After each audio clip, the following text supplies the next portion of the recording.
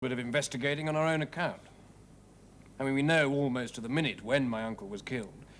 The only question is, where was everybody at that precise moment? I object very much to these amateur investigations. It is my job. You mean it was? Now look here, Janet. I've no objection to saying where I was, in the Winter Garden. Ah. But can you prove it, Father? No, I don't think I can. It's rather unfortunate now I come to think of it. I mean, all of you have an alibi, haven't you, with the exception of myself? Each one of you has somebody who can vouch for the fact that you were in a particular spot at a particular time. You couldn't have arranged it better if you'd known the murder was going to be committed. By Jove, he's right, you know. Janet was going out into the garden. Floyd can corroborate that, and Mr. Trail. And I was clipping the hedge. Now they could both see me. Harry and I were down by the lake with the dog. Where were you, Dr. Valentine? Well, I am in the same position as Reverend Father. I was in the library, but I can't prove it, because no one saw me there. Oh, yes, Henri, I did. You were in the kitchen, making arrangements for tea. There's no need to tell lies on my behalf, my dear. Well, no, I mean, when I went out into the garden, I could see you through the library window. Well, since you're being so frank, Dr. Valentine, perhaps you'd like to repeat what you were saying to Miss Druce a few minutes earlier. Something about killing someone. Killing someone? Yes, I heard it quite distinctly. He was eavesdropping in the tool shed. Is that true, Janet? Well, Let me answer this. Yes, it's quite true. Janet was begging me not to kill a certain person. And the person we were talking about, Mr. Floyd, was you. The devil? I'm quite sure, Mr. Druce, you would like your sister to marry a common crook. And that is how Mr. Floyd had just described me to your father. If one of my own countrymen had said such a thing, I should have demanded satisfaction.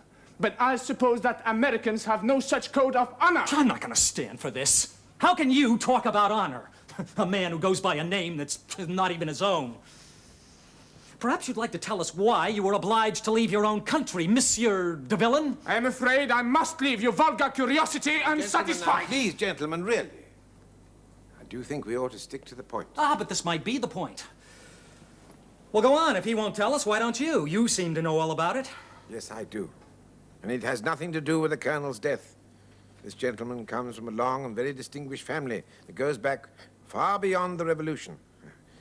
He's also a man of principles, Republican principles, and therefore prefers not to use his own name, which is in fact the Marquis de Villon. But that doesn't alter the fact that he's the only one of us without an alibi. I mean, Janet might have been mistaken. Well, I should have thought that if the finger of suspicion was going to point at anybody, it would be me. Although I do realize I would be rather a conspicuous figure walking down the garden path. Dr. Valentine? Yes. Our Inspector Cole would like another word with you, sir.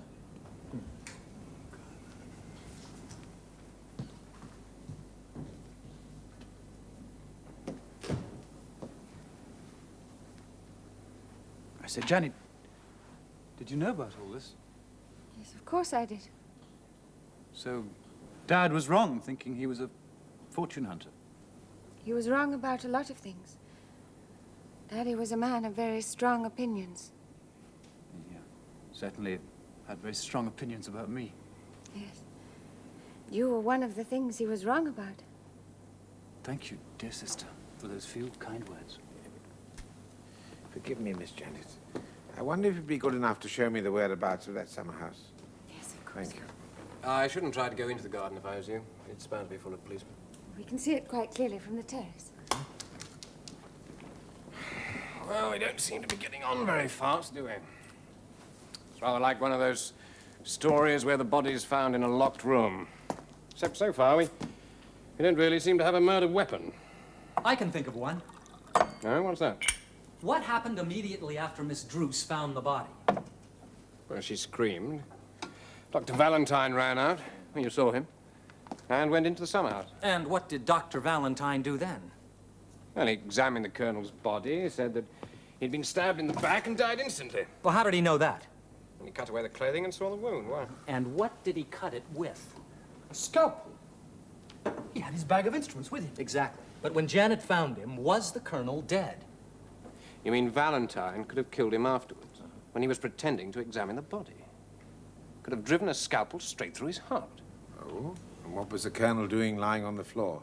Enjoying some form of siesta? Oh, really, gentlemen, that won't do at all. I suppose he might have fainted. But Miss Janet saw the blood stain on the back of the Colonel's white jacket, and that's what made her scream.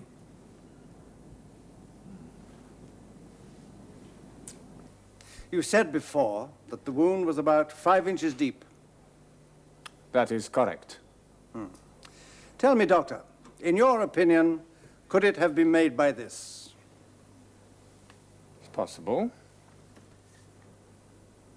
Yes. Where were these found? In the garden shed. As you can see, is a faint trace of blood on the tip of this one blade.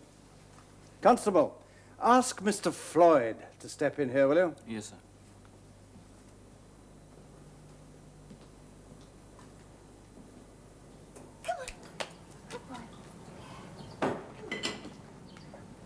What are they up to now, hmm? Still looking around. Knox tried to help them by rooting about a bit. Didn't you, old boy? Found anything yet?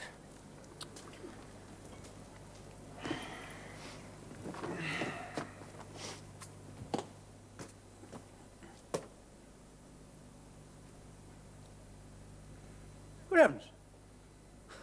I've just realized. He's the only witness who hasn't been interviewed. He wasn't there. He was down by the lake with us. No, but he knew. Oh, for heaven's sake, Don. It's true, Harry. Don't you remember? I asked you what time it was, and you said it was 4:20, so we went down to the lake, fooled around for a bit, throwing sticks into the water for old Knox. And then you went along the bank with him. Suddenly, he stopped playing, and he sat down by the edge of the lake, and he howled. I'm sure he knew that. That must have been the precise moment of the murder. But how on earth? Well, I don't know, but it happened. He sat down by the edge of the lake, and he howled. And a moment later, we heard you scream. Dear, dear, dear. And you remember how well he and Dad got on together? They understood each other without speaking. It was like telepathy. I'm sure that's right. At that precise moment, Knox knew that something terrible had happened. I've just thought of something else. You remember when we went back into the garden? What was the first thing we saw? Janet was standing by the side of the door of the summer house. And there was Dad's body lying there. And who else was there? Floyd was on the step ladders with his shears. Trail was in the path. And what did Knox do? Gosh, yes. I remember now. The moment he saw Trail, he ran into the path and barked at him, as though he wanted to know how much he detested him. And the next moment, Trail ran away into the house. Oh, dear, dear. So the dog denounced him, did he? I suppose there wasn't a shower of meteors in the sky at the same moment. I mean, no finger of lightning came down from heaven and pointed at Mr. Trail. I'm surprised you didn't open the dog and examine its entrails. It's a kind of scientific test you heathens do apply when you're carried away by your idiotic superstitions. Never known anything like it. Dogs. What's the matter, Father? What did I say? Well, the dog most certainly sat down and howled. Yes, it barked, too. Yes, dogs do these things. It forms no part of any judicial process. Well, it might be second sight. The moon might be made of Stilton, Miss Janet.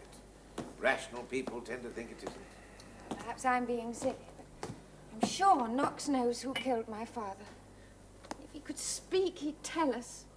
Oh, Knox, darling. My dear Miss Janet, if a dog dislikes somebody, how does it usually behave?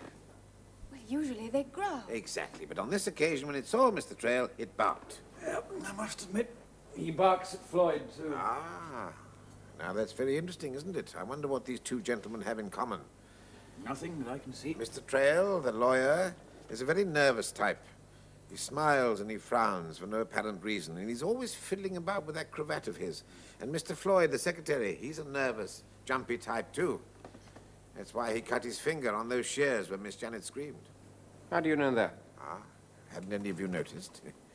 He's wearing a sticking plaster. He certainly hadn't got it on before. Yeah, but what's all this got to do with the dog? Dogs don't like nervous people, and nervous people don't like dogs. That's why they're inclined to snap at each other, but I don't think we should be too clever about these things. What we do know is that the dog barked and the man ran away. But none of you seem simple enough to realize the dog barked at the man because he disliked him, and the man ran away because he was frightened. It wasn't because the dog was about to recognize his master's murderer or act as a mouthpiece for some divine justice. Heavens above. Mr. Trail was running away from Knox, not the hangman. All right. Mr. Trail didn't kill my father. Perhaps you'll tell us who did. Well, I'm inclined to believe that the rather curious disappearance of the murder weapon, that rather curious disappearance has quite obscured the motive. Very few people commit murder for pure pleasure. And I can't help thinking that this dreadful tragedy was brought about by the Colonel's decision to change his will. Oh, please don't think that I have second sight. I heard the secretary mention it on the telephone. Yes. You don't know how he changed it. I mean, no Trail's not saying anything. Probably that policeman told him not to. And we don't know what he changed it from. Ah, well, there's no mystery about that. Donald.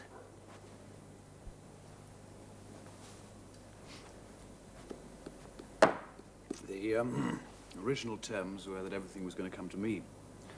However, as you know, my father and I hadn't been getting on too well lately. I think he was going to cut me out. I see.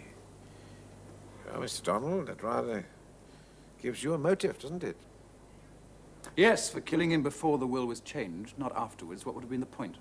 A matter of revenge? Oh, I utterly refuse to believe that, Father.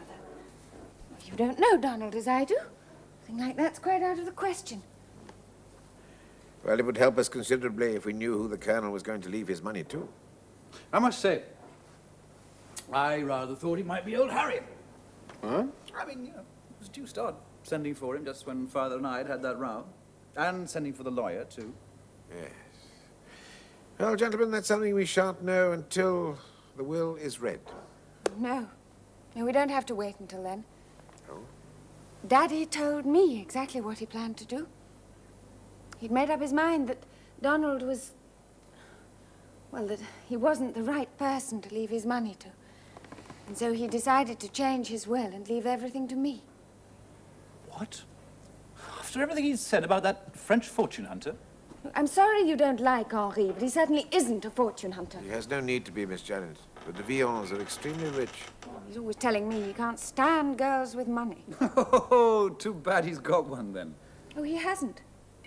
I love him far too much to make that mistake. As soon as I found out, I made up my mind. I'm going to give it all away. Oh, crumbs! Look, you don't understand, Donald. I'm giving it all to you.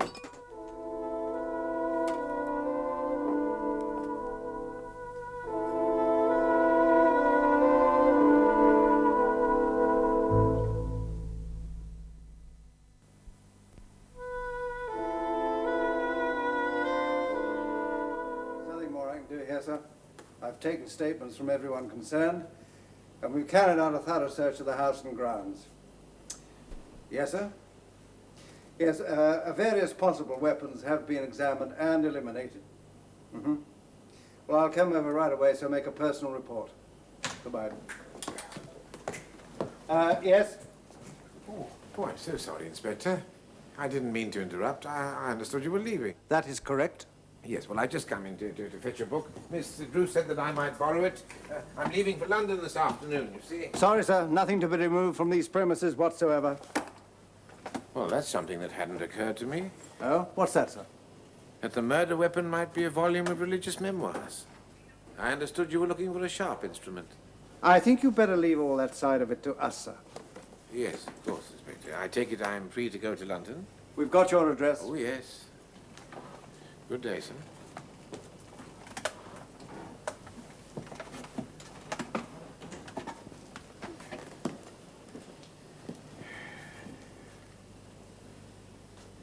Good boy.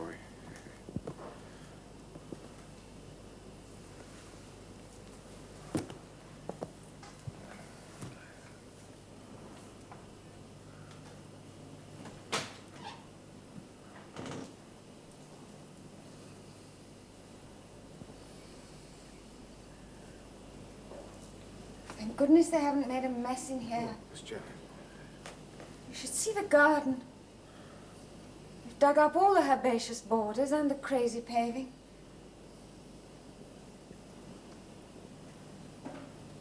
Well, I suppose now we shall have to make arrangements for the funeral. Will there be an inquest? I'm afraid so, yes. I suppose I ought really to be wearing something black. Well, it is... Oh, one moment, Miss Janet. I wonder if you'd mind going down to the summer house. And now, I'm not going to ask you to do anything. Forgive me for saying this, just to sit in the chair that your father sat in just for a little while. Hmm? And Knox and I, we'll take a little walk. You know, he may be able to tell us something after all. I'm getting out of this house just as fast as I can. I'll be happy to drive you to the station, Mr. Floyd. No, thanks. I'd prefer the bus. Never could stand that man. Where on earth did Uncle pick him up? God knows. Not in a bar, certainly. It was he who kept telling my father I was permanently pickled. Listen, Harry, why don't you stay the night? There's no point pushing off. That's very kind of you, Noel. Well, Miss Janet, it's bound to be a little slippery out there. May I borrow one of these? Yes, of course. Thank you.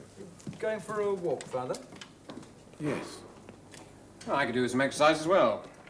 Why don't we all go? All right. They're a weird collection, aren't they? Yes. My father brought them back from all kinds of places. I think that was given him by some West African tribal chief. Ebony. Yeah, rather like that. It weighs a ton. Yes, it does.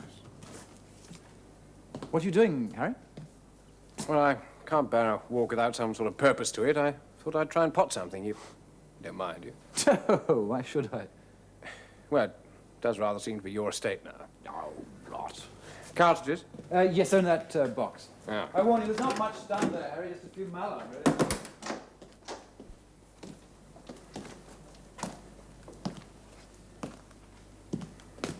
Thank you, Father. Hang on a minute, Noel. Gentlemen, is this the way you came?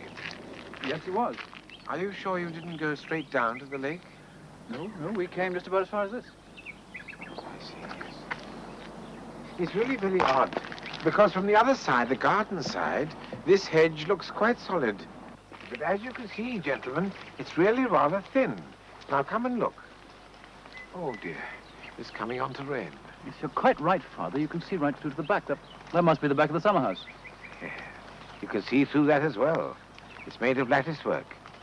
Can you see something white? Yes, that must be the chair. No. Somebody sitting in the chair.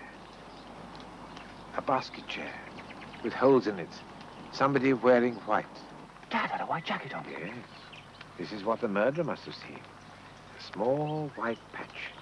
A target. Very close. And he must have made up his mind quite suddenly. To strike. Forgive me, Miss Janet. You mean Dad was already dead when Harry and I... No, he couldn't have been, because the lawyer said... It was 4:20 when we went down to the lake. How did you know that? Oh, because I didn't have a watch, so I asked Harry. You remember Harry? That's why we went down there. Tea was at 4:30, so we had another 10 minutes. I think it was nearly 4:30 already. I think when you asked the time, your sister was already on her way down to the summer house to call your father. And I think the colonel was dead. Are you suggesting one of us killed Dad? It's impossible. We were together all the time. We came along the side of the hedge and then went straight down to the lake. I'll show you.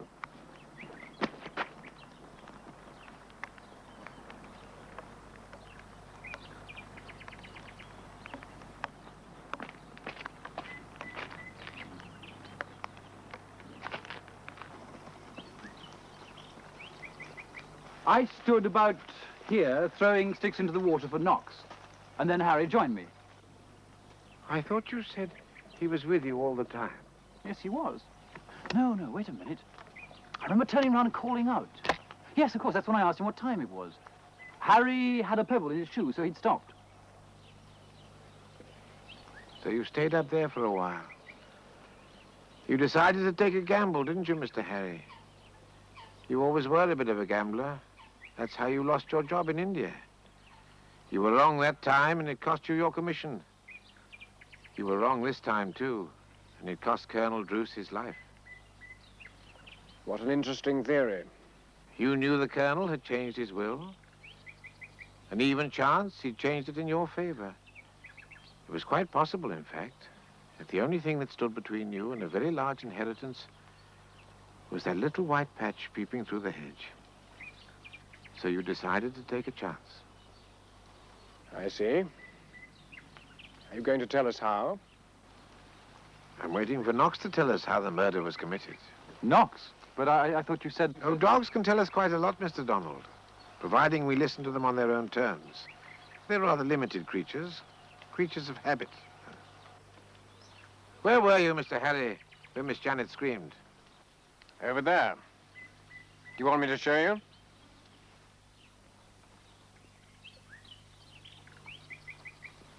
Go on, Knox.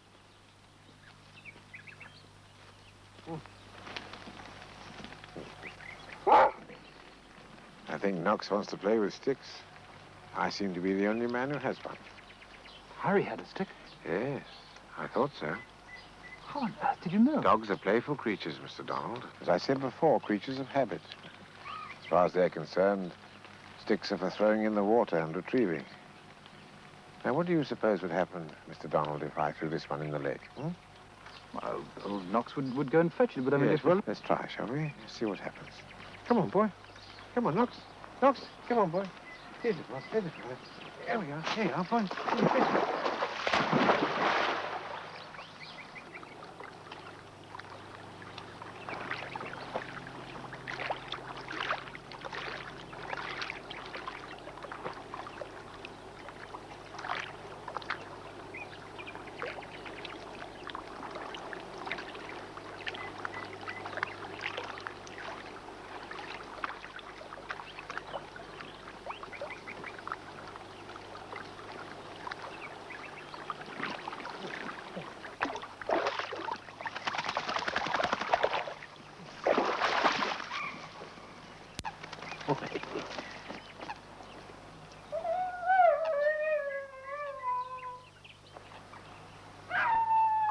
God.